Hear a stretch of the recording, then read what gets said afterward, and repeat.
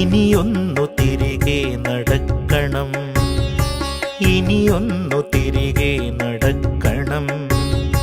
വന്ന വഴിയോർത്തോർത്തു പോകണം, ഇനിയൊന്നു തിരികെ നടക്കണം, ഇനിയൊന്നു തിരികെ നടക്കണം.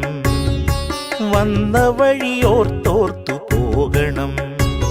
പാൽപുഞ്ചിരിപ്പിച്ച വച്ചു വളർന്നൊരാ ബാല്യത്തിലൂടെ നടക്കണം.